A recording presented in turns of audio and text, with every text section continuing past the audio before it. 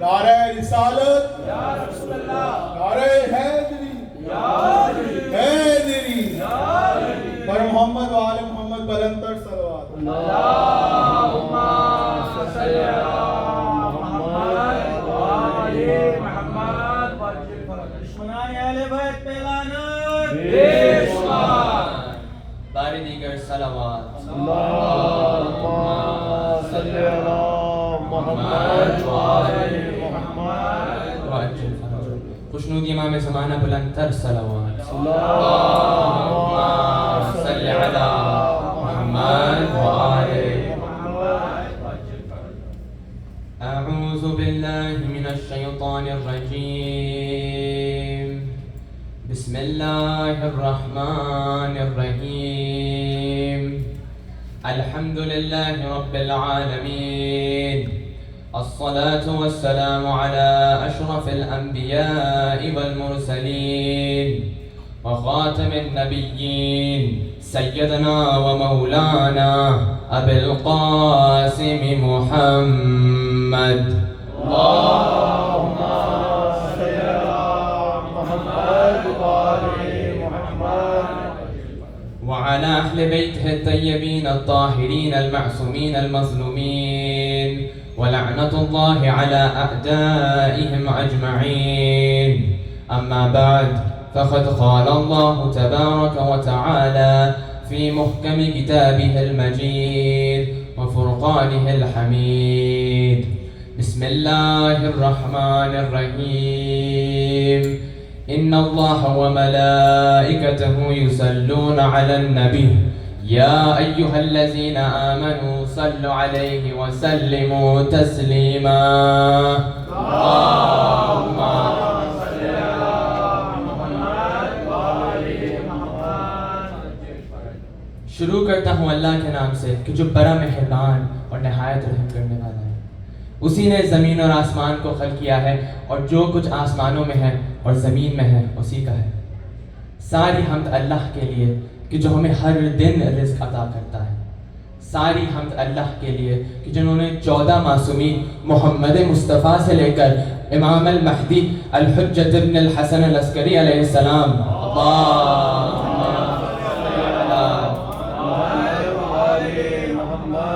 کو ہماری ہدایت اور ہماری رہنمائی کے لیے بھیجا ہے۔ ساری حمد اللہ کے لیے کہ جنہوں نے قرآن المجید کو بھی نازل کیا ہے کہ جو اس دنیا کا زندہ معجزہ ہے اور جو ہمیں اس دنیا کے ہر لمحے میں ہدایت فرماتا ہے۔ جس طرح قرآن اہل البیت کی تعریف کرتا ہے ویسے ہی اہل البیت علیہ السلام قرآن المجید کی تعریف کرتے ہیں۔ تو ہم پروردگارہ سے دعا مانگتے ہیں کہ پروردگارہ ہمیں اس دنیا کے ہر لمحے میں قرآن اور وارث قرآن کے راستے پر رکھ۔ اس دعا کی قبولیت کے لیے بلند ترین صلوات۔ اللہم صلی علی محمد و آل محمد عزیزان محترم، جس طرح بعد نبی امیر المؤمنین علی ابن ابی طالب علیہ السلام نے پیغمبر اسلام کے پیغام کو زندہ رکھا، ویسے ہی بعد شہادت امام حسین علیہ السلام امام سجاد علیہ السلام نے امام حسین کے پیغام کو زندہ رکھا۔ آج جس امام کی مجلس شہادت ہے وہ سید الساجدین بھی ہے اور زین العابدین بھی ہے۔ جب بھی دین پہ مصیبت پڑی تو بس علی ہی یاد آئے۔ تو اب آئیے میں 2 واقعات پیش کروں امام علی ابن ابی طالب کی شان میں کہ جنہوں نے اس وقت یہودیوں اور عیسائیوں کو جواب دیا کہ جب کوئی بھی جواب دینے والا نہیں تھا۔ جس طرح امام سجاد علیہ السلام نے اس وقت یزید کے دربار میں یزید کو جواب دیا جب کوئی بھی جواب دینے والا نہیں تھا۔ تو ان دونوں اماموں کی شان میں بلند ترین صلوات۔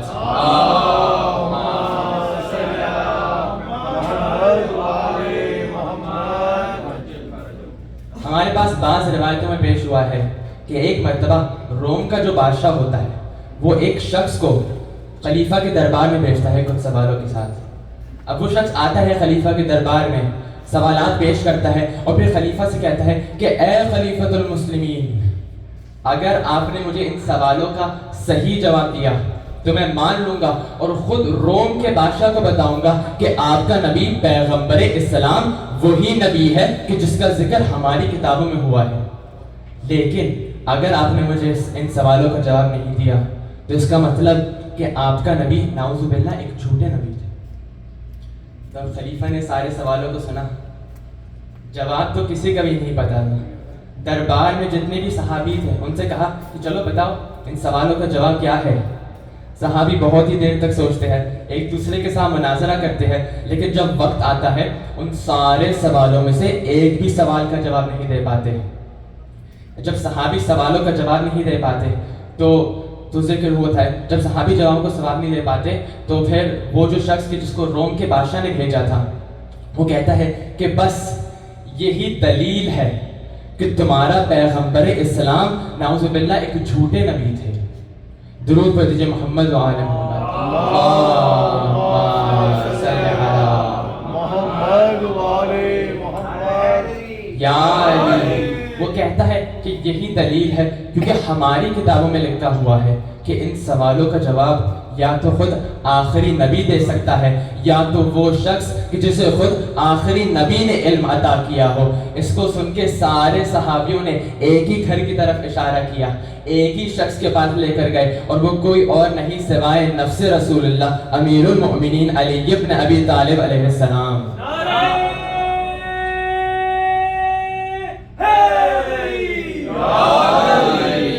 خوشنود امام زمانہ بلند ترین صلوات۔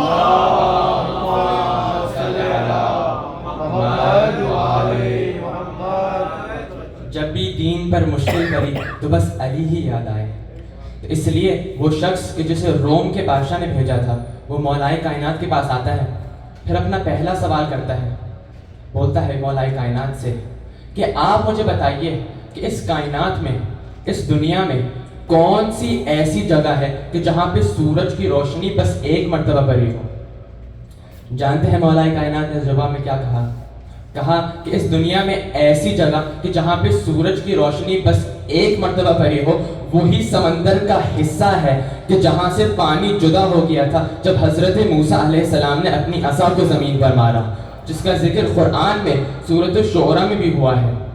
فرماتے ہیں کہ بنی اسرائیل جب اس سمندر کے حصے سے گزر گئی تو پانی واپس مل جاتا ہے اور سورج کی روشنی واپس کبھی نہیں پڑی اس جگہ پر، تو یہی وہ جگہ ہے کہ جہاں پہ سورج کی روشنی بس ایک مرتبہ پڑی ہو۔ دیکھیے کہ کتنا آسانی کے ساتھ امیر المؤمنین نے اس پہلے سوال کا جواب دیا۔ تب وہ شخص دوسرا سوال پوچھتا ہے، یہ کہتا ہے کہ کون سی ایسی چیز کائنات میں ہے، اس زمین پر ہے، کون سا ایسا درخت ہے کہ جو بغیر پانی کے پیدا ہوا؟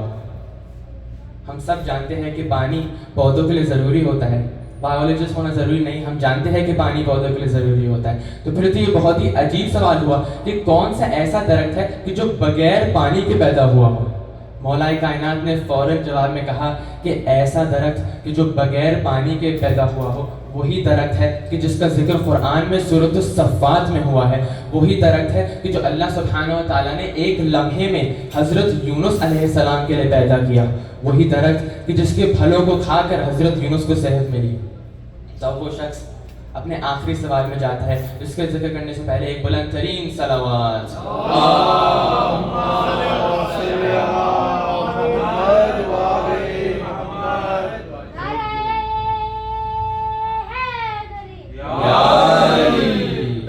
وہ شخص کہتا ہے کہ اس زمین پر کون سی ایسی چیز ہے، کون سی ایسی چیز ہے جو ہمیشہ چل رہی ہوتی ہے؟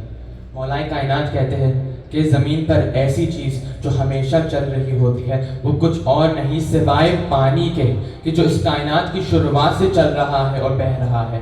مولائے کائنات فرماتے ہیں، پھر وہ فرماتے ہیں کہ جس طرح اللہ سبحانہ و تعالیٰ نے چلتے ہوئے پانی کے راستہ بناتا ہے، ویسے ہی اللہ سبحانہ و تعالیٰ اپنے بندوں کے لیے بھی راستہ بناتا ہے۔ اس لیے تو حدیث قدسی میں بیان ہوا کہ بس ہمیں ایک قدم اللہ کی طرف لینا ہے اور اللہ ہماری طرف 10 قدم لے گا۔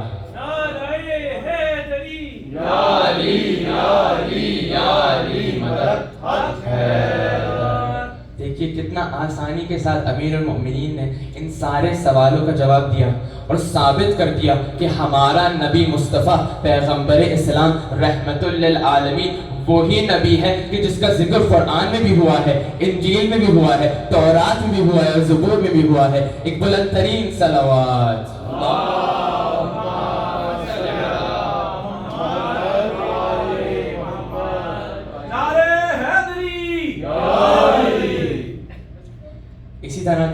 اور بھی واقعہ ملتا ہے. ایک مرتبہ ایک یہودی سارے مسلمانوں کے درمیان آتا ہے اور اعلان کرتا ہے کہ تم سب لوگ تو کہتے ہو کہ تمہارا نبی پیغمبر اسلام سارے نبیوں سے زیادہ افضل ہے. تم سب لوگ یہ کہتے ہو، لیکن آج میں یہ مناظرہ کرنا چاہتا ہوں اور ثابت کرنا چاہتا ہوں کہ تمہارا نبی سارے نبیوں سے زیادہ افضل نہیں ہے. اس کو سن کے سارے مسلمان خاموش. ارے اگر جنگ خندق میں پیغمبر اسلام کے بولنے کے باوجود کسی نے آواز نہیں اٹھائی، کسی نے جنگ نہیں کی، تو پیغمبر کی وفات کے بعد کیا کریں گے؟ درود پڑھ دیجئے محمد وآل محمد. اللہم صلی علی محمد وآل. کسی کی بھی جرت نہیں تھی کہ وہ اس یہودی کے سامنے جائے اور مناظرہ کرے اور کہے کہ نہیں، تم جھوٹ بول رہے ہو، ہمارا نبی پیغمبر اسلام سارے نبیوں سے زیادہ افضل ہے. اگر کسی شخص نے اس یہودی کو جواب دیا تو وہ کوئی اور نہیں سوائے علی ابن ابی طالب علیہ السلام. پوری زندگی، سنیے گا، پوری زندگی نبی علی کو باقی انبیاء سے افضل بتاتے رہے، اور نبی کی وفات کے بعد علی نبی کو باقی انبیاء سے افضل بتاتے ہیں. اس لیے تو روض المتقین میں مولانا محمد تقی مجلسی بیان کرتے ہیں، حدیث نبوی بیان کرتے ہیں کہ رسول اللہ نے فرمایا کہ یا علی، اللہ کو کسی نے نہیں پہچانا سوائے میرے اور آپ کے، اور یا علی، مجھے کسی نے نہیں پہچانا سوائے اللہ کے اور آپ کے، اور یا علی، آپ کو کسی نے نہیں پہچانا سوائے اللہ کے میرے اور میرے. یا علی. تو اگر سلمان الفارسی تک علی کو نہیں سمجھ پائے، ہم کیا سمجھیں گے؟ اگر مقداد علی کو نہیں سمجھ پائے، ہم کیا سمجھیں گے؟ اگر ابو ذر علی کو نہیں سمجھ پائے، ہم کیا سمجھیں گے؟ تو اب وہ یہودی مولائے کائنات کے پاس آتا ہے. ویسے تو سارے انبیاء کا ذکر کرتا ہے اور بتاتا ہے کہ کیسے یہ انبیاء ہمارے پیغمبر اسلام سے زیادہ افضل تھے، لیکن آج میں اس روایت کا بس پہلا حصہ کا ذکر کرنا چاہتا ہوں. وہ یہودی آتا ہے اور کہتا ہے مولائے کائنات سے کہ آپ یہ کیسے کہہ سکتے ہیں کہ پیغمبر اسلام آدم علیہ السلام سے زیادہ افضل ہے، جو آپ کے قرآن میں لکھا ہوا ہے بسم اللہ الرحمن الرحیم وَإِذْ قُلْنَا لِلْمَلَائِكَةِ اسْجُدُوا لِآدَمَ فَسَجَدُوا إِلَّا إِبْلِيسَ. کہ جو آپ کو قرآن یہ کہہ رہا ہے کہ اس وقت کو یاد کرو کہ جب خداوند عالم نے سارے فرشتوں کو حکم دیا کہ وہ آدم کا سجدہ کرے، اور سارے فرشتوں نے آدم کا سجدہ کیا سوائے ابلیس کے. وہ یہودی کہتا ہے کہ بس آپ قرآن میں سے مجھے بس ایک ایسی آیت لے کر آ جائے کہ جس کے اندر فرشتوں نے رسول اللہ کا اس طرح سے احترام کیا ہو. اس کو سن کے سارے مسلمان خاموش. لیکن امیر المؤمنین نے کہا کہ ہاں ایسی آیت ہے، ہمارا نبی سارے نبیوں سے زیادہ افضل ہے. مولائے کائنات نے فرمایا کہ وہ جو آدم علیہ السلام کو فرشتوں نے سجدہ کیا تھا، وہ آدم کی محبت کے لیے سجدہ نہیں کیا تھا، وہ خدا کی محبت کے لیے سجدہ کیا تھا. خدا کا حکم تھا اس لیے سجدہ کیا تھا. اگر حکم نہیں ہوتا تو کوئی بھی سجدہ نہیں کرتا. اور یہ بھی ہمیں تاریخ میں نہیں ملتا ہے کہ فرشتوں نے بار بار سجدہ کیا ہو، بس ایک مرتبہ سجدہ کیا تھا. خداوند عالم کا حکم تھا اس لیے سجدہ کیا تھا. لیکن ہمارا نبی مصطفیٰ، ہمارا نبی وہ کہ جس سے فرشتے اتنی محبت کرتے ہیں کہ قرآن یہ کہہ رہا ہے ان اللہ وملائکتہ یصلون علی النبی یا ایھا الذین آمنوا صلوا علیہ وسلموا تسلیما.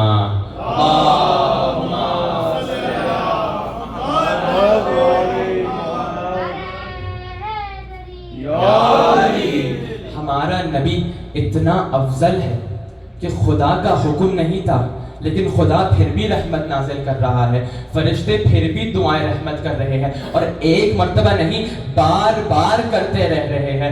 ہمارا نبی اتنا افضل ہے کہ جب تک یہ کائنات ہے اس وقت تک فرشتے دعائیں رحمت کرتے رہیں گے. اور پھر پروردگار عالم نے ہمیں بھی حکم دیا کہ تم بھی رسول اللہ کی ذات پر دعائیں رحمت کرو اور اللہ تمہاری اس دعا کو قبول فرمائے گا. اسی کے ساتھ ساتھ ایک بلند ترین صلوات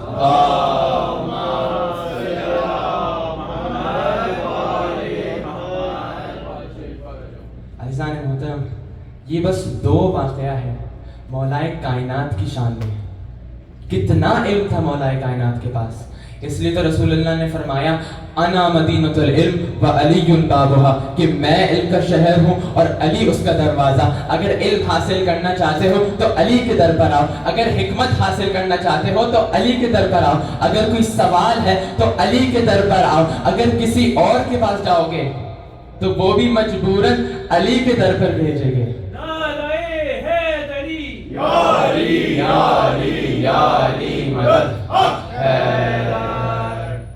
یہ ہے فضائل مولائے کائنات کے کہ جو کبھی ختم ہونے کا نام ہی نہیں لیتے. تو اب آئیے اس امام کا ذکر کرے کہ جو امیر المؤمنین علی ابن ابی طالب کا پوتا, جن کا نام علی ابن حسین الزین العابدین علیہ السلام.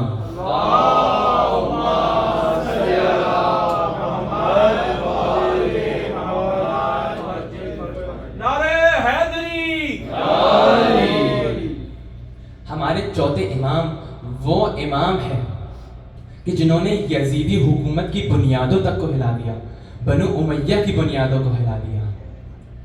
ڈرتا تھا کتنا سید سجاد سے یزید, ڈرتا تھا کتنا سید سجاد سے یزید, بیمار کو نہ روک سکا زنجیر کے بغیر. عزیزان محترم, جو شخص توحید کو بچاتا ہو اسے نبی کہتے ہیں, جو شخص نبوت کو بچاتا ہو اسے امام کہتے ہیں, اور جو شخص امام حسین کے پیغام اور امامت کو بچاتا ہو اسے زین العابدین اور زینب کبریٰ کہتے ہیں.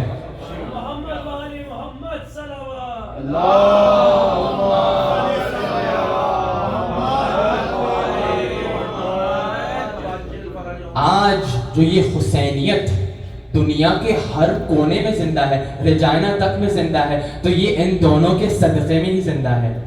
امام جعفر صادق علیہ السلام فرماتے ہیں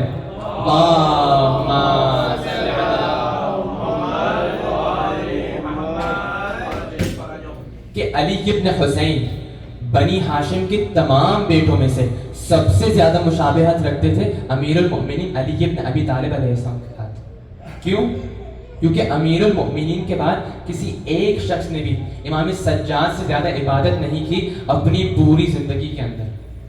ہمارے پاس بہت ساری روایتیں ہیں امام سجاد کی عبادت کے بارے میں.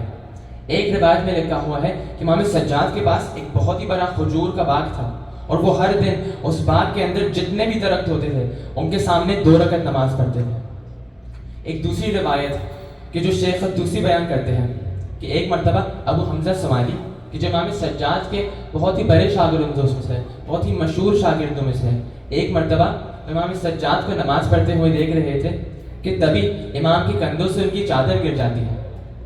اب جب امام کی نماز ختم ہوتی ہے ابو حمزہ سمالی جاتے ہیں امام کے پاس اور پوچھتے ہیں کہ مولا آپ نے یہ چادر واپس اپنے کندھوں میں کیوں نہیں رکھی؟ جانتے ہیں امام سجاد نے کیا کہا کہ تم پر افسوس, تم نہیں جانتے میں نماز کے اندر کس کے سامنے کھڑا ہوا ہوں.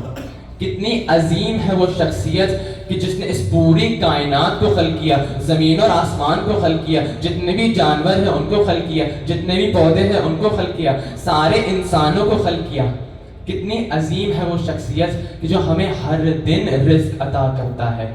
کتنی عظیم ہے وہ شخصیت کہ جس نے ہمیں توفیق عطا فرمائی کہ ہم امام سجاد کے ماننے والوں میں سے ہیں. ایک مرتبہ درود پڑھ دیجیے محمد و آل محمد.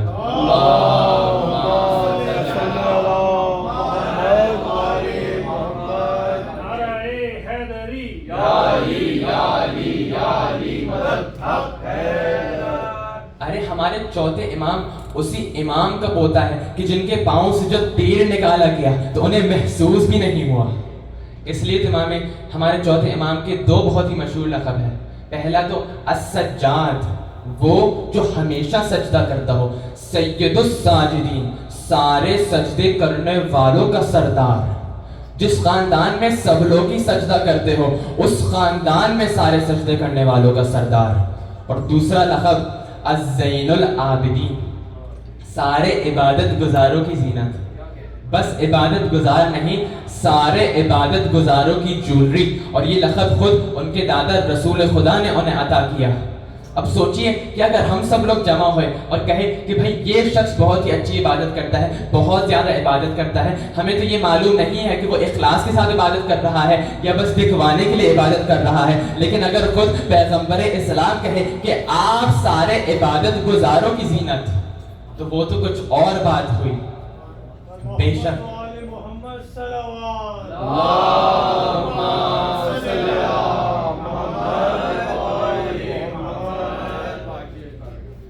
جن کے سجدوں سے ہر نمازی کے سجدوں کی شان ہے, جن کے سجدوں سے ہر نمازی کے سجدوں کی شان ہے, سید الساجدین ان کا لقب حسین ابن علی کی جان ہے.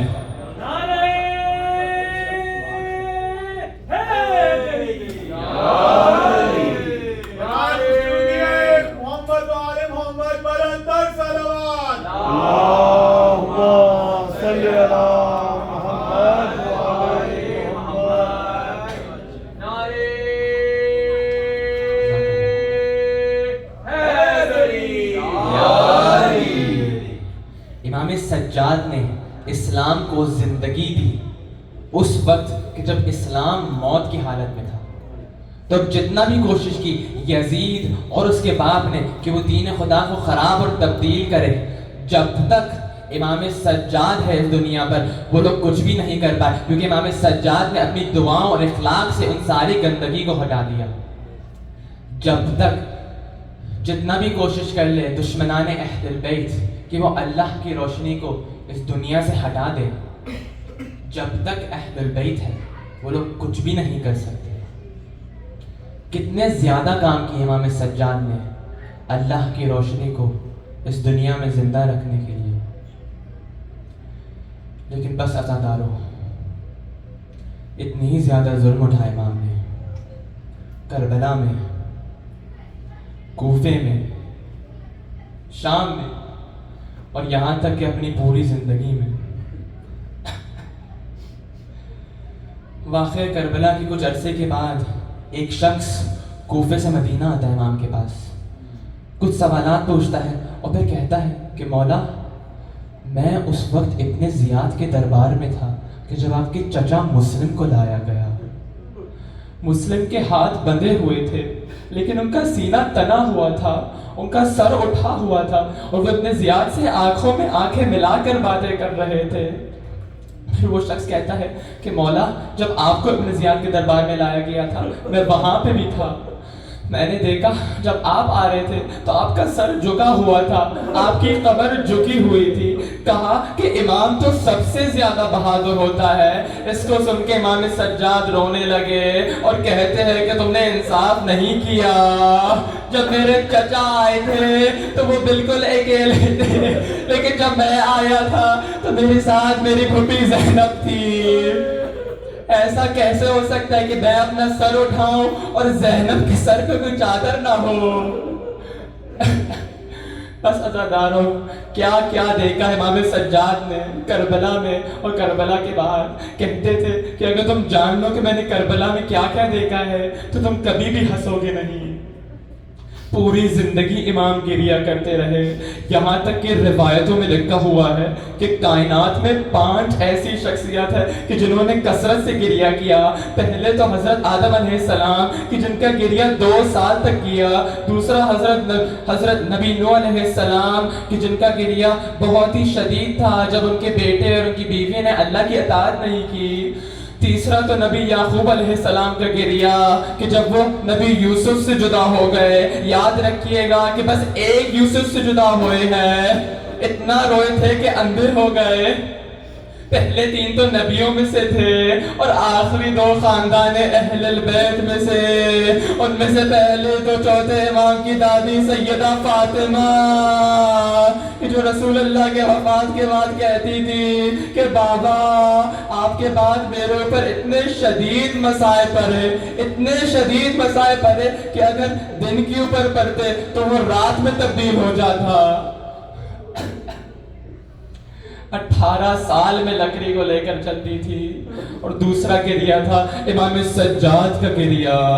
جب نبی یعقوب نے ایک یوسف کو کھویا، امام سجاد کی آنکھوں کے سامنے 18 یوسفوں نے شہادت پائی۔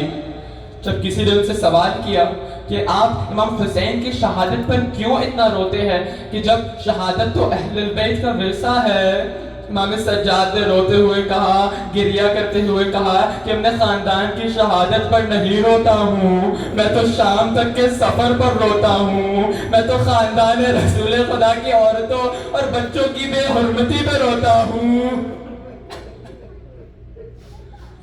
بس عزادارو، امام زمانہ علیہ السلام زیارت ناہیہ میں فرماتے ہیں کہ اے میرے جد حسین، میں آپ کے مصائب کو سن کے خون کے آنسو روتا ہوں۔ جب کسی نے ان سے سوال کیا کہ کیا آپ امام حسین کی شہادت پر خون کے آنسو روتے ہیں، کہا نہیں، میں امام حسین کی شہادت پر خون کے آنسو نہیں روتا ہوں، میں تو ان مصائب پر خون کے آنسو روتا ہوں کہ جن پر تو امام حسین بھی خون کے آنسو روتے تھے، امام سجاد بھی خون کے آنسو روتے تھے۔ جانتے ہیں کون سے مصائب ہیں؟ وہ مصائب خاندان رسول خدا کی عورتوں اور بچوں کے مصائب، وہ مصائب شام اور کوفے کا بازار۔ خاندان رسول خدا کی عورتوں اور بچوں کی پیٹھ پہ تازیانے مارے گئے، ان کے ہاتھوں پہ رسن باندھی گئی، ان کی بالیاں چھینی گئی، ان کی چادر چھینی گئی۔ بس عزادارو، یہی وہ مصائب ہیں کہ جن کو سن کے ہر امام خون کے آنسو روتا ہے۔ کسی شاعر نے کہا، کسی شاعر نے شام اور کوفے کے مصائب کو اس طرح بیان کیا کہ شبیر کے بدن میں جو خون رہ گیا، شبیر کے بدن میں جو خون رہ گیا، شام میں سجاد کی آنکھوں سے بہ گیا۔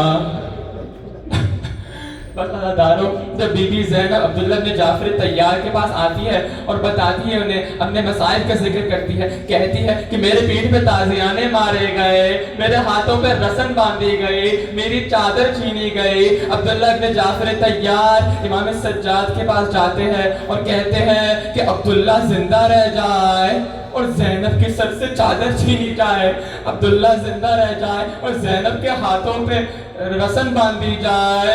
بس عزادارو، اس کو سن کے امام سجاد نے روتے ہوئے کہا کہ پھوپھا جان، آپ نے تو بس ان مصائب کو سنا ہے، میں نے تو اپنی آنکھوں سے ان مصائب کو دیکھا۔